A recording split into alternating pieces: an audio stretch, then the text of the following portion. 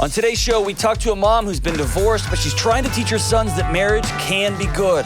We also talk to another divorced mom whose ex-husband is being a jerk to her sons and she doesn't know what to do. And finally, we talk to a woman who's trying to create a life where she doesn't need to drink to get through it. Stay tuned.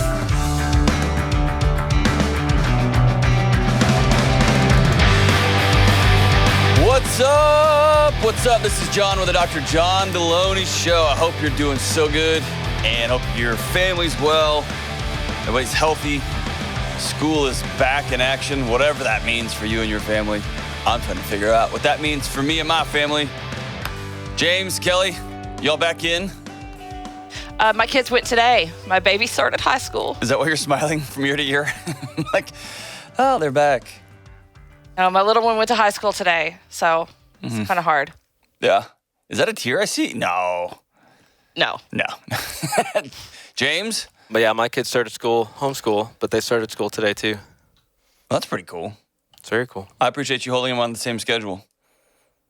I don't even know why I appreciate that, but it just seems like a strange thing to appreciate. So in the spirit of learning, we're going to do a little lesson today about time zones because we've all noticed, and the callers have noticed, that you seem to have a wildly inaccurate grasp of time zones when you call someone in our same time zone, or maybe even an earlier time zone. You're like, man, sorry, it must be super early there, and it's like the same time as here, or or like 1 hour.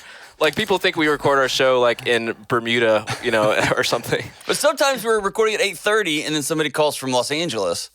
But usually it's like Michigan, which is actually Eastern time zone. And I was looking at an old call or listening to an old call just the other day, and this happened. You said, it must be the middle of the night for you. And she said, it's 8:30. Listen. No, so to help you out, look to the right of the trash can. I have a little note for you there. A little cheat sheet, if you will. There you go. It's a time zone chart. We can just keep it on your desk. Now, that assumes he knows the states. They're labeled on the sheet. Alabama, look at that. Alaska, Arizona, Arkansas. But do you know where they are? Yes, I used to be a geography teacher. Doesn't mean a lot. Clearly.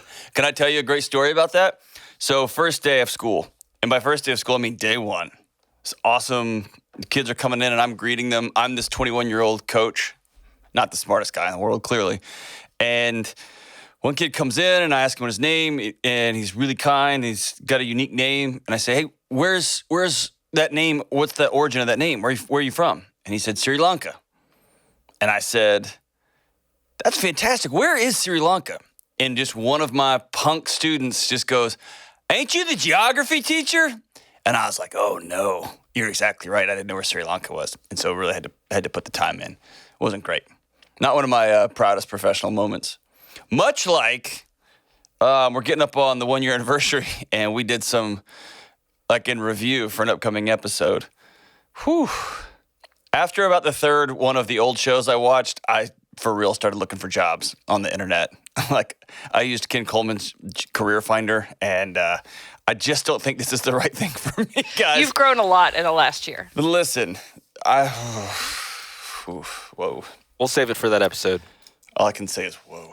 All right. Well, thank you, geography bullies. Is that what you're supposed to say now when anyone calls you out on something that you're dumb at? You're supposed to, like, act sad and like you hurt my feelings. I'm just going to quit commenting on time zones. How about that? No, I think it's great. I disagree. So we just had people be really confused, like, when do you guys record your show? This is why people think we record when I call them. They think, we record on Saturdays. Or I sent something to somebody the other day. I said at 4 o'clock, and she said a.m. So this is why people think that. Well, with that rudeness, we're going to go to Susan in Nashville. Susan, it must be the middle of the night there in Nashville. How are you? I'm doing well. How are you? I'm good, and I'm in Nashville too. I realize we're on the exact same time. Yes. Us, hey, it's what? It's 2:30 in the morning. So thanks for being up so late with us. I just woke up. Thank you so much. You are a trooper, and America's grateful. And by America, there's like 41 people listening to this thing. So it's just us, a couple of folks in the booth, and some of our neighbors. But what is up? How can I help? I was calling because I was divorced about 5 years ago after 26 years of marriage, and we had 3 children. And my youngest two children really only knew a bad marriage and a bad environment because of my ex-husband's drinking, which led to verbal abuse during those periods. And I don't really think they have a high opinion of marriage. Mm-hmm. And while I am divorced, I still believe in the concept of marriage.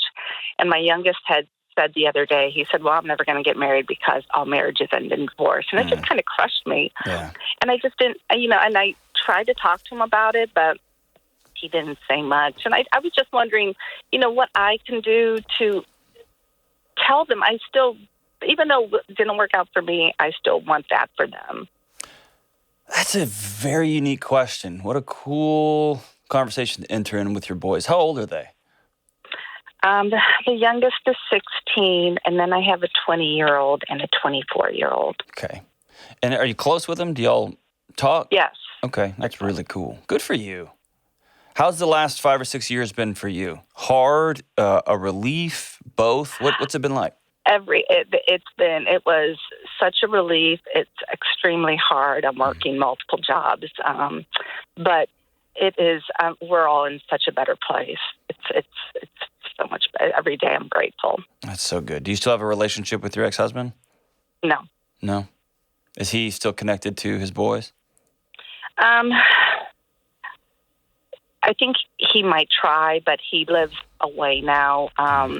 He was an incredible father to my older. He was incredible. He was, everything you would think a father should be. And then, the drinking really took him to a dark place. And I think my younger two know that he was good. Mm-hmm.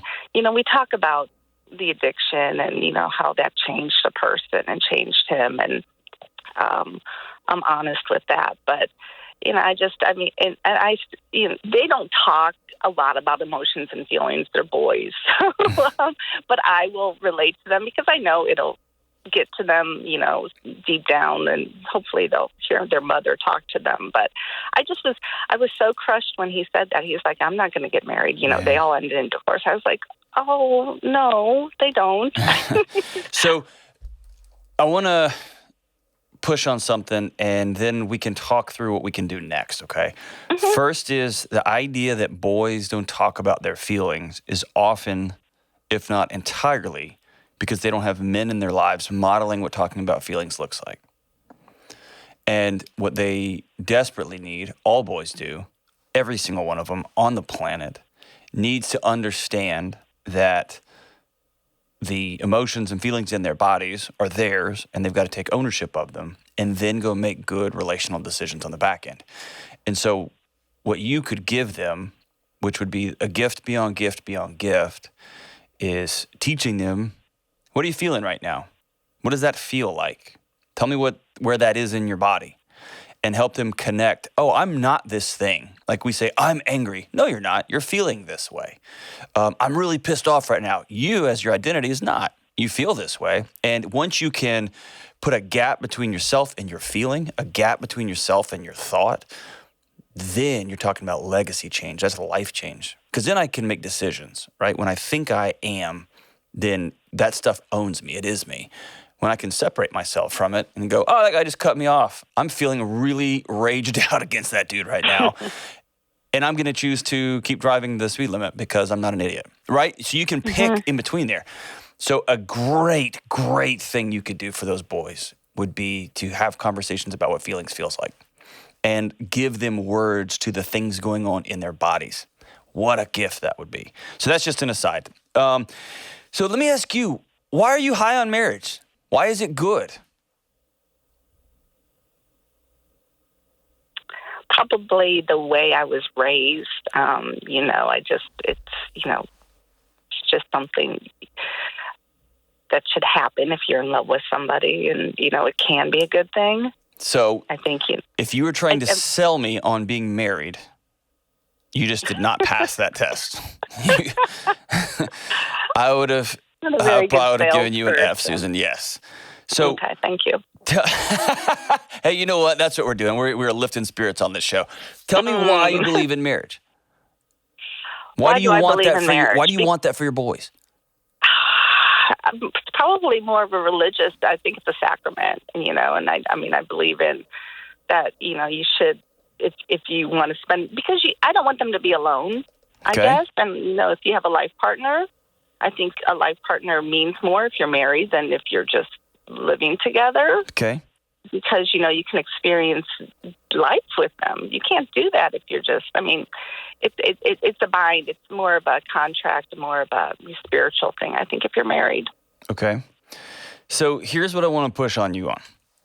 I want you to get really clear with why you're high on marriage. And one of the challenges for adults, and I'm included in this, that we are facing that no generation of parents, adults in the history of Earth has had to deal with, is kids who are en masse getting information from 1,000 different places. Mm-hmm. Right? Up until recently, they could possibly get them from a book the last 50 years.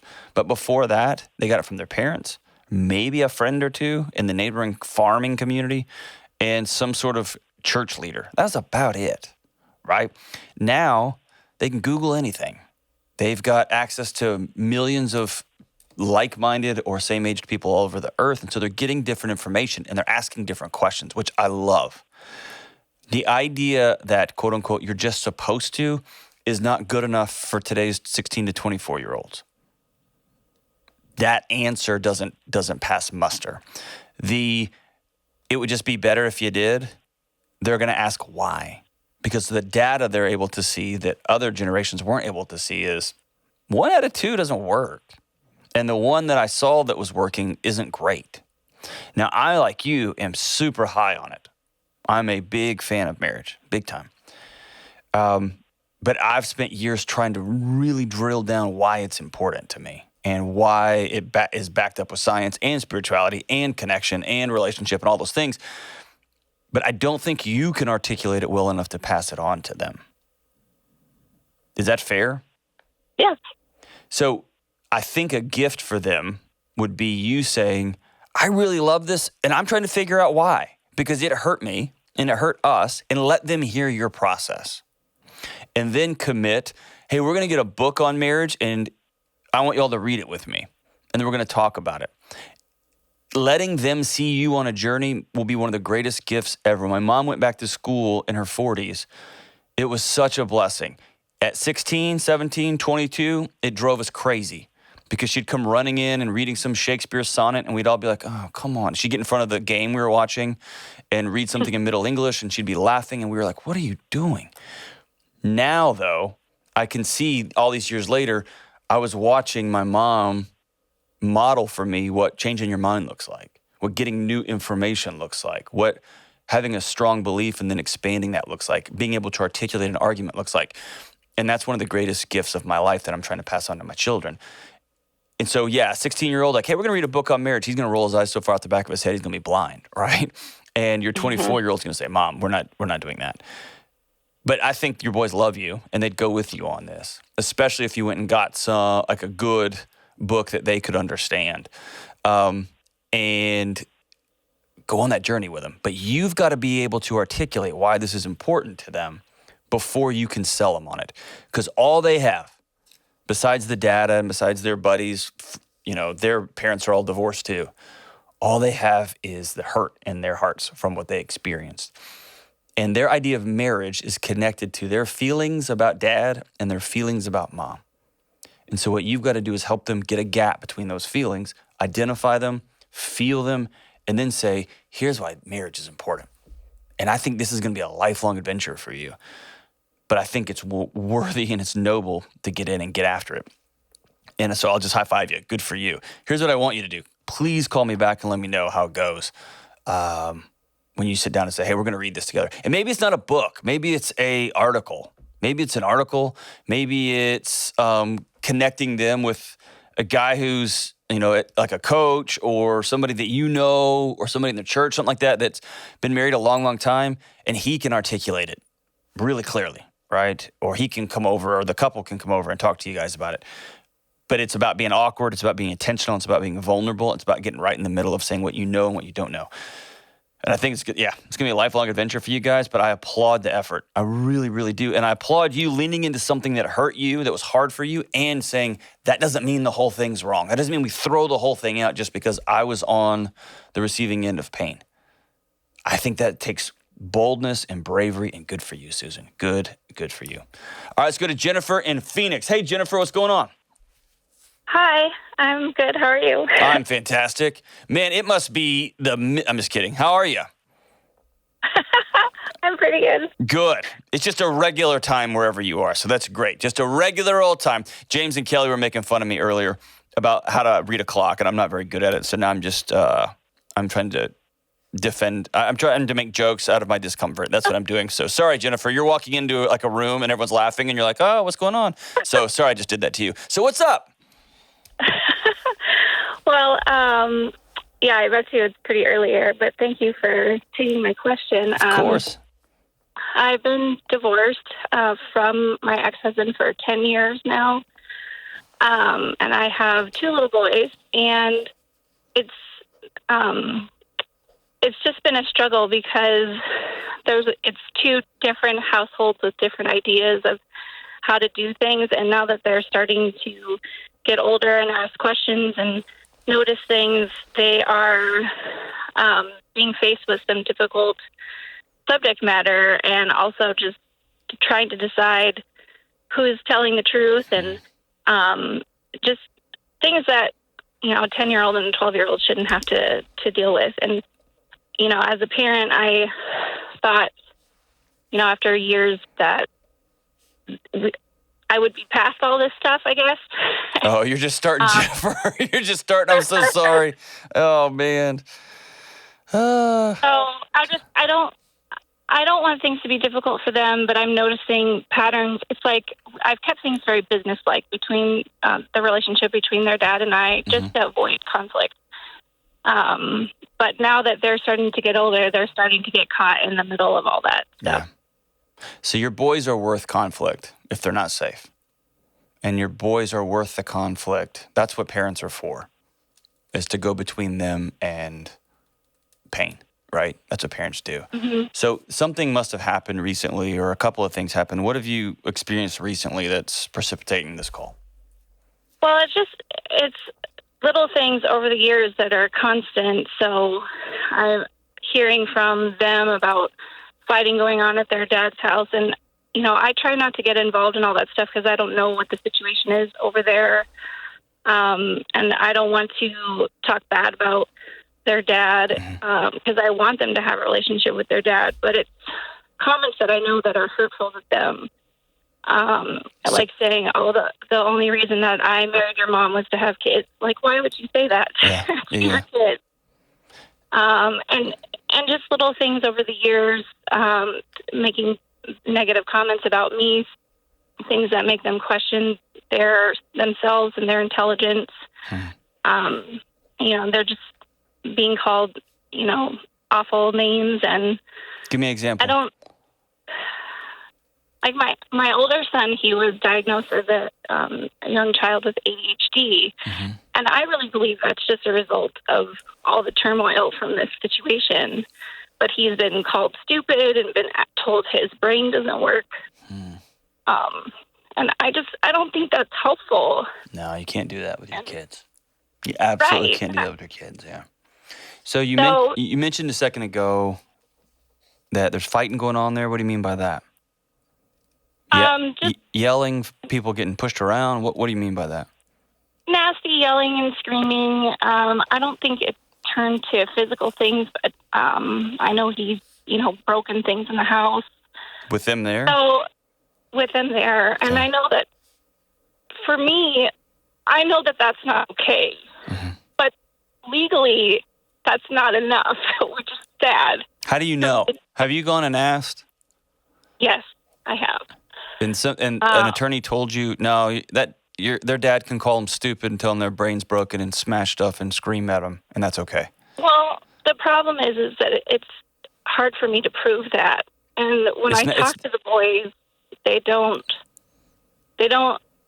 want to tell me the whole story a lot of times. So I'll notice that they're upset, and I'll ask, But they're very reluctant because they don't want to get their dad in trouble. And I've always told them, like, hey, I'm never going to judge you or whatever. We can talk about anything. So we have a very, established open communication, and they know that I'm just here to support them, and whether it's school or activities or even stuff with their dad. So let's back out for 30,000 feet, okay? Yeah. Let's say you guys were at a park and a mom showed up with her kid and they were playing, and your son was climbing up the ladder to go down a slide, and she ran up to him and got in his face and started saying, "What are you, stupid? What are you, an idiot? Your stupid brain broken?" There was another kid in line, and he said, "Oh, I'm sorry, ma'am, I'm sorry." And he started climbing down, and she's like, "Just stay there, you stupid idiot." What would you do? Oh, we would leave, obviously. I wouldn't allow him to receive that kind of, but I would, have some things to say to that person. Okay. But So here's the thing. Your boys have learned to protect their dad from you. Mm-hmm. Because you've been protecting him for a decade since your divorce. You know they're not safe over there. You know what they're living in is wild. And you've even said things to me like, I don't want to get involved. I want them to be able to be around their dad. That's important. And so in doing so, you've created a fantasy that you're trying to uphold. You're trying to keep duct tape together. And the boys are on the other end of this. And they've watched, well, it must be okay. I must need to go over here. And this must just be part of fill in the blank. And so as their mom, in a situation that you would not allow with a stranger, they desperately need you to get involved. Desperately. And if that means taking them to a play therapist who can talk with them, get them to tell her or him things that they wouldn't tell you, great. If that's a school counselor, great. If that's you calling him, saying, if you call my kid stupid again, we'll go to court. And I may lose, but then we're going to go again. And then we're going to go again. Because I'm not going to let people call my kids stupid, tell me I have a broken brain. I'm not going to let somebody smash stuff and make my 10-year-old feel so terrified in the home of someone who's supposed to love him and keep him safe. I'm not. I guess I'm just concerned that if I start pushing on this again, which has been my experience in the past, that it's just going to make it worse. Which is something that, as their mom, I am worried about. What do you mean you're going to make it worse? It would just make it more stressful for them over there, that they would get in trouble. Do you hear what you're saying? Yes, I do. Yeah, they need you now more than ever. And if they get in more trouble, I mean, I hear what you're saying, and that fear is real. I don't want to minimize your fear. But what I'm trying to tell you is you're their mom. Mm-hmm. And if by calling him and saying, do not call our son stupid. He's not. I know there's a business arrangement, all that. It's got to become a relational arrangement. Y'all are in this forever together. Right. Right? Is he able to have a conversation with you about this? Like if you called him and said, hey, man, they're telling me that you tell them that they're stupid. Will he take it out on them? Yeah. What does that mean? Will he yell at them further? Will he say, well, I can't believe you told your mom on me and all that kind of nonsense? Yeah, all of that. I think you got to sit down with an attorney ASAP because your boys aren't safe. Okay. And the attorney may tell you, I'm so sorry, I can't do anything about this. I just don't think that's right. I do think your boys could go get an eval, and my guess is there's other stuff going on there. Would you believe that too? I would suspect, yeah. Okay. Go with your gut.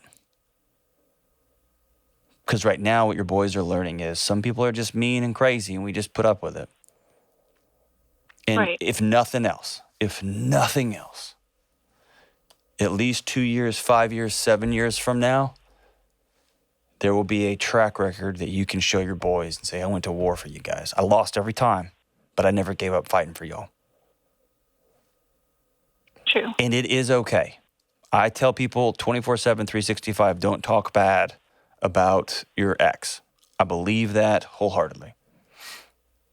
But if one of your boys gets told they're stupid, you hold their face and you look them in the eye and say, that is not right. And I know that your daddy loves you, but you are not stupid. He should not have said that. He is wrong. They've got to have somebody in their life speaking truth into them a different way. And there's got to be a physical aspect to that. It will help a young child. It'll help them absorb it. Okay? Your kids at 10 and 12 are going to get enough mixed messages at school, on the internet. They're going to get it everywhere. They've got to have some stability. And they cannot have parents who are smashing stuff, throwing temper tantrums, screaming at them, threatening them. You can't do that. They are learning right now that this is how you treat your children. And so the longer it goes before there's some intervention from an adult who cares about them, the longer it gets embedded in them that this is how dads treat their kids. And this is how generational trauma goes on and on and on. And I hate that you're the one stuck in the middle of this. I really do. And you're their mom.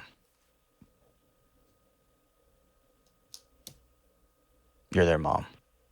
So today I'm on the phone with the lawyer. Today I'm on the phone with the school counselor. Today I'm on the phone with a play therapist in the area that your school counselor can recommend you go talk to. Your boys will talk. They'll tell somebody, even if it's not you. And get them with the right professional care, and then you find out your options. Okay? And if you find out, I want to be as realistic as possible. If you find out, hey, I'm so sorry, there's nothing here. Dads are allowed to scream and smash stuff in front of their kids. They're allowed to call their sons stupid. They're allowed to tell their sons biological lies that their brains are broken or whatever. You've got to be hyper intentional about making sure those boys know when they come to your house, they're safe. That they are not stupid. Their brains are not broken. Daddy is not telling you the truth. And it's okay to combat lies. It really is. It's a difference between saying, your dad's a liar. It's different to say, your daddy is wrong. He is wrong, and I'm sorry. And you're playing a long game now. You're playing a 5, 10, 15, 20-year game where you're going to try to rescue your boys from an abusive dad. And my gut tells me the older they get, the bigger they get, the more they grow into a man body, that aggression's going to get more and more and more. And that means the earlier you can squash this, the better. The earlier. Go to bat for them, man. They need you. They need you, Jennifer. Ugh, I hate that. Guys. Husbands, we need you, man. We need you more than ever. Gotta have you, husbands. Dads, gotta have you. We'll be right back on the Dr. John Delony Show. You always hear me talking about how good, deep sleep impacts your anxiety, your depression, your attitude, your mental health, your physical health, your work performance. Sleep is critical to every single thing in your life. And if you want to change the way you sleep, you first start with a world-class mattress, one that you can actually afford. And you know I only recommend things that me and my family use in our home. And that's why I partnered with Dream Cloud Mattress. Dream Cloud gives you premium, world-class materials in a mattress at half the price. They utilize innovative sleep science to build mattresses that keep you cool, that support you in any position, and it adapts to your body. I made sure they have price points for every budget. Dream Cloud is for you. They are currently running their biggest offer ever, a total of $650 in bedding and cash savings exclusive for Dr. John Delony Show listeners. They also have a 365-day home trial. Sleep on it for a year, and if you don't like it, send it back. Visit dreamcloudsleep.com/Delony. Get $650 in savings and goodies and start sleeping today. All right, let's take one more call. Let's go to Heather in Chicago. Hey, Heather, what's going on? Hi, Dr. John. How are you? I'm so good. How about you? I'm good. Outstanding. How can I help? I just was wondering how I can be fun again without alcohol? Oh my goodness, what a question. Dig into that for me. How can I be fun again without alcohol? Yes. So I am trying to learn. I've not completely stopped drinking alcohol, but I don't drink as much as I used to. And What happened that made you stop?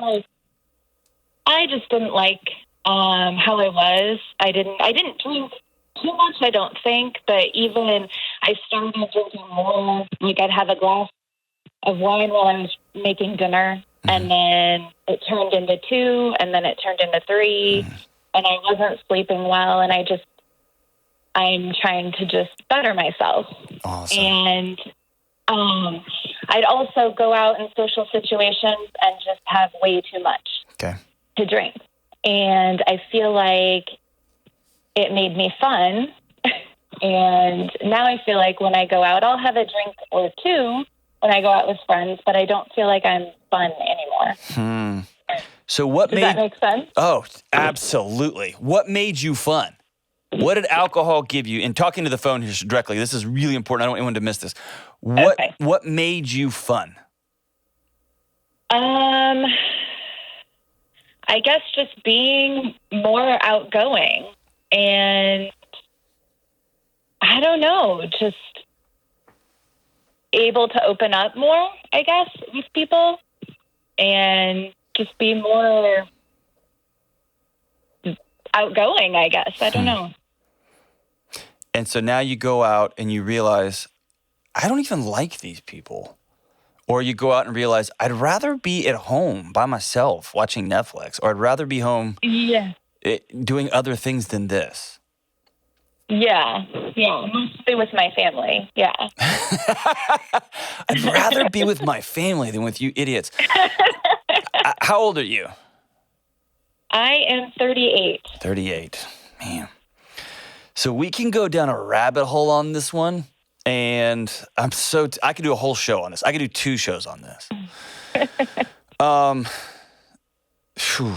there's a couple of great books out on this right now that literally this weekend, I just ran across one. Okay. In a nutshell, oh man, geez Louise, this is such a big thread once you start untangling it. Here's the deal. Yeah. You weren't fun. You weren't having fun. Right. What alcohol allows you to do is to numb everything out. And it allowed you to be in a situation that you didn't want to be in, doing things that you didn't want to do. And it allowed you to get past that voice in your head saying, why don't you just go home? This is stupid. Because you didn't like the loud. You didn't like the hooking up, you didn't like the jokes, you didn't like the whatever we were talking about. Whatever it is, alcohol you thought was making it more fun for you, it took that away. And then at home, my guess is you found yourself being with your family, but there's something about it that is stressful, is exhausting, is high expectations, you don't think you're achieving, whatever. And then all of a sudden you find yourself present with your family physically, but absolutely not present emotionally and spiritually and psychologically. Is that fair? Yes. So what about being at home? What about being with your friends isn't enough? What is it about being with your family, being with your friends that you feel like you've got to put a pillow over those feelings?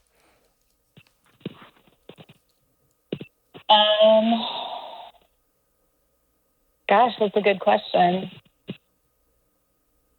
I'm not sure. What I will tell you is the research is telling us, here's what we're seeing, right? So men for eternity have run everything, right? And we know this. They have the most money, they've got the most space, whatever. They also drink a lot, right? This is a global phenomenon all over Earth. And they lead the planet in strokes, heart attacks, cancers, etc. And what they're calling it is diseases of despair. They've worked and achieved themselves to death. Now, I work a lot. I love what I do. I like achievement. I like competition. What I've had to spend the last decade doing is divorcing my identity from those things, right? Those are things that I do, not things that I am, right? Okay. And so when I step back and look at alcohol has allowed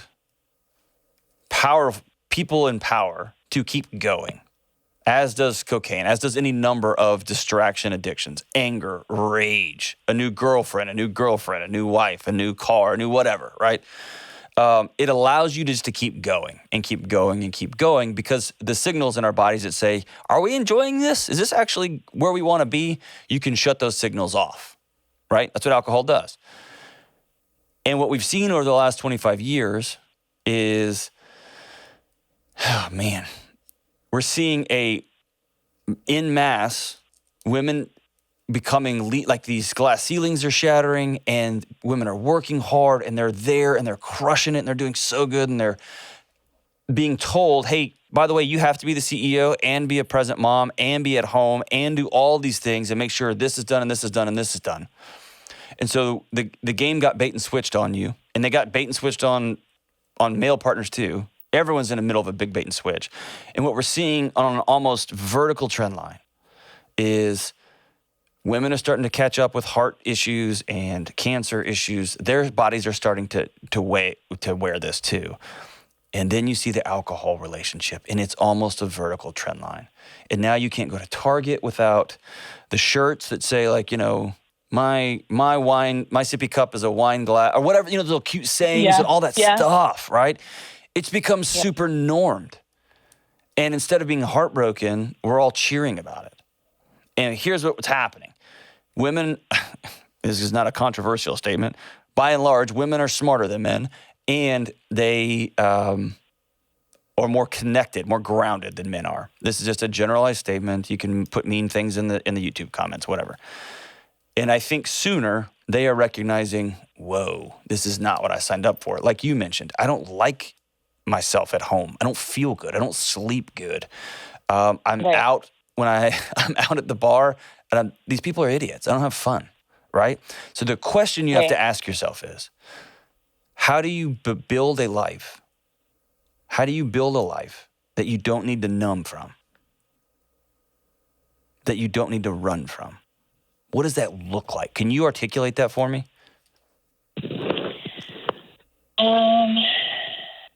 What conversations are you not having at home that you need to numb out from? What conversations do you have to have with yourself about, hey, these used to be my friends. They're just not anymore. We're just different now. Yeah.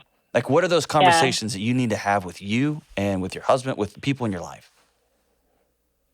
Well, I know at home I feel like really overwhelmed and like I'm pretty much just the only adult doing the things around the house and taking care of the kids and all of that.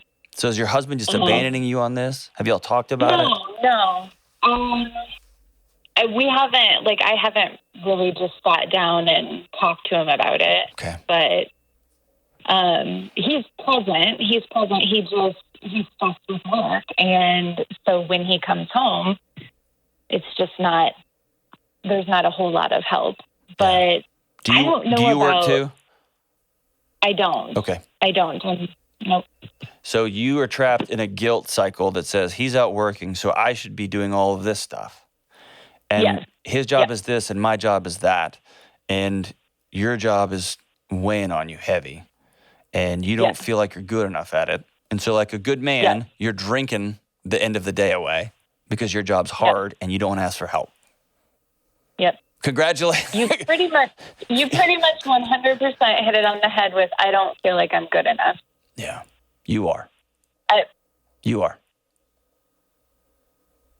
Okay. But then how do you, in a social situation, everyone else is like drinking. I don't want to. It's not, I'm good at stopping, but then I feel like I'm just Here's the hardest thing in the world about stopping drinking, I think. This is just me.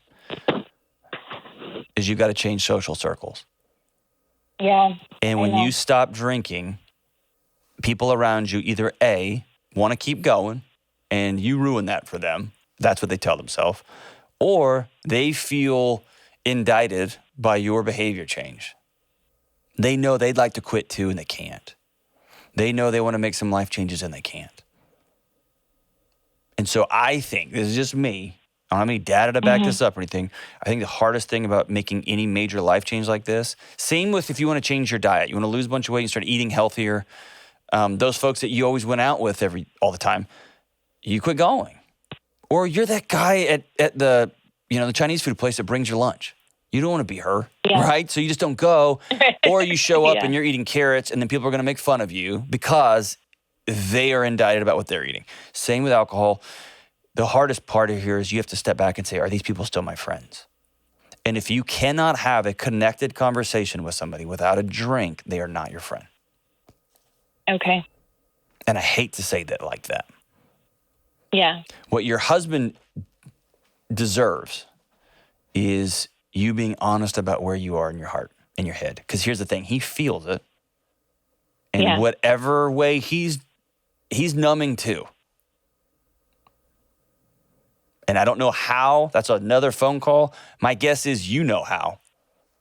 Yeah. Or you have your suspicions how, but he's numbing too because he misses you also.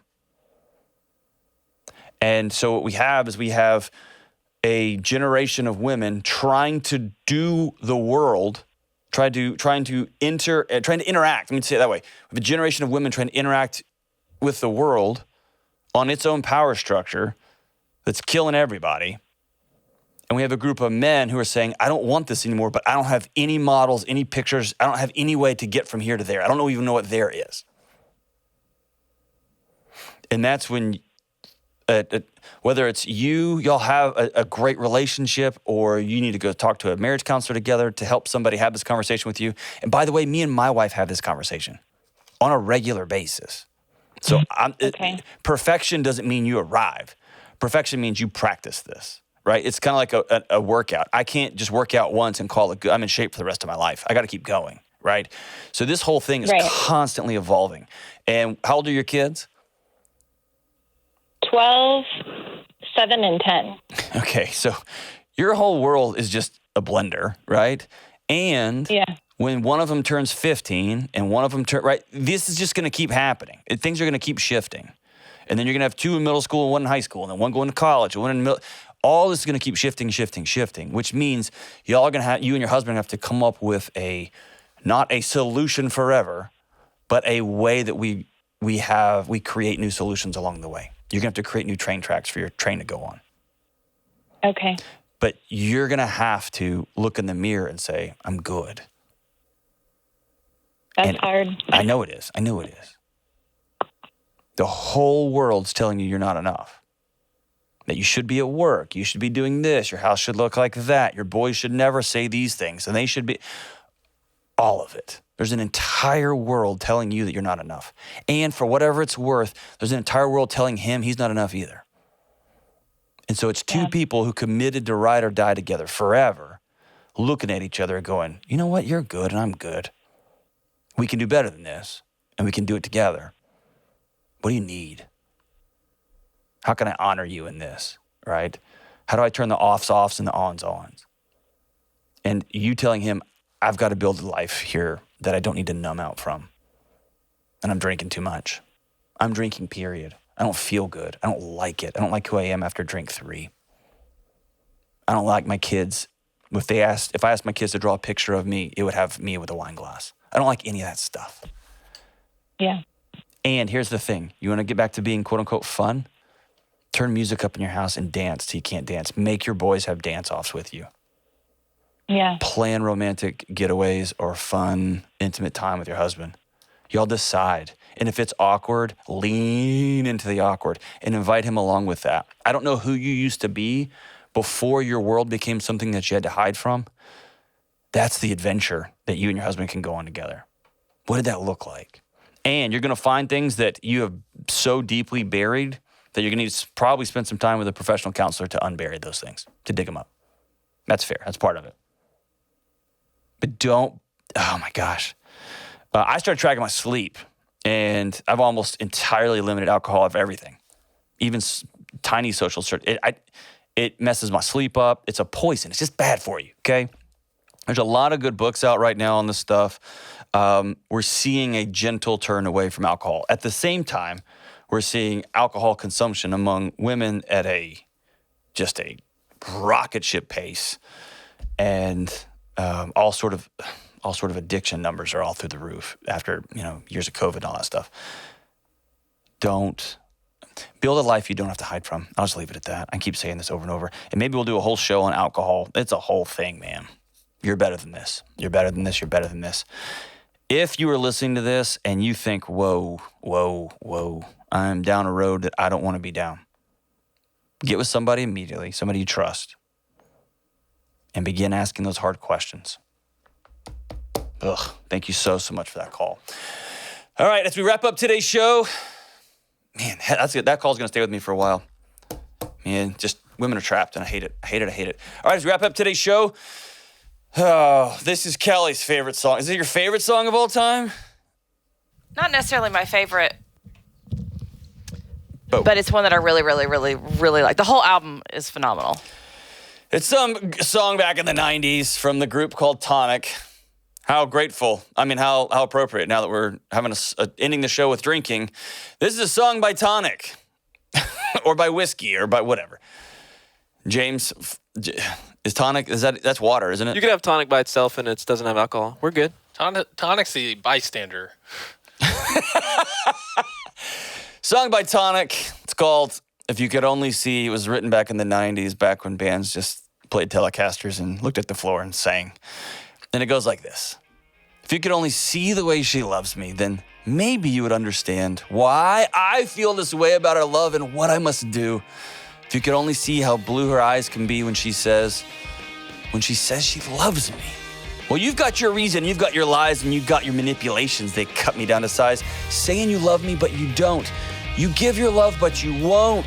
If you could only see the way she loves me, then maybe you would understand why I feel this way about this love and what I must do. Y'all realize how ridiculous this is right here on the John Delony Show.